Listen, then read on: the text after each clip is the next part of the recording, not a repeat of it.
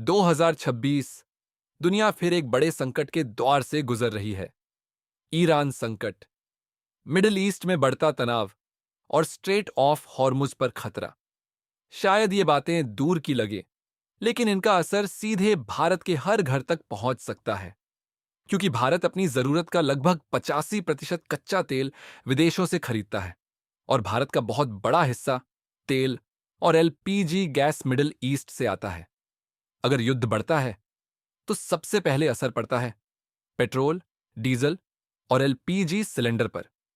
सोचिए, अगर तेल की सप्लाई रुक जाए या महंगी हो जाए तो सिर्फ गाड़ियों का खर्च नहीं बढ़ेगा, एलपीजी सिलेंडर महंगे होंगे, खाने पीने की चीजें महंगी होंगी, ट्रांसपोर्ट महंगा होगा, बिजली और फैक्ट्रियों का खर्च बढ़ेगा और पूरे देश में महंगाई फैल सकती है।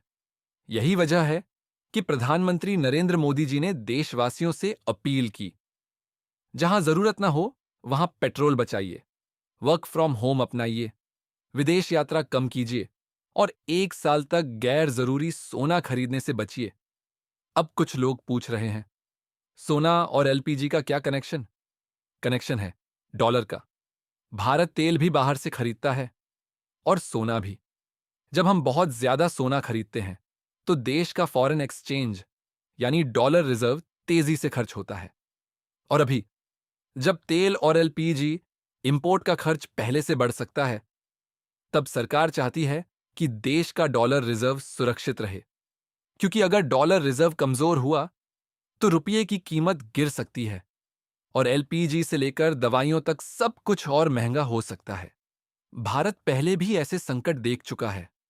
1971 के युद्ध और बाद के ऑयल क्राइसिस के समय भूतपूर्व प्रधानमंत्री इंदिरा ने भी देशवासियों से फ्यूल बचाने और सादगी अपनाने की अपील की थी। उस दौर में लोग कम बिजली इस्तेमाल करते थे, गाड़ियों का कम उपयोग करते थे और देश ने मिलकर कठिन समय का सामना किया था। आज इतिहास फिर हमें वही याद दिला रहा है, कठिन समय में सिर्फ सरकार नहीं, पूरे देश को जिम्मेदारी उठानी पड़ती है। यह कोई कानून नहीं है, कोई जबरदस्ती नहीं है। यह सिर्फ एक अपील है, एक जिम्मेदार नागरिक बनने की। अगर सैनिक सीमा पर त्याग कर सकते हैं, तो क्या हम कुछ महीनों तक थोड़ी सावधानी नहीं रख सकते?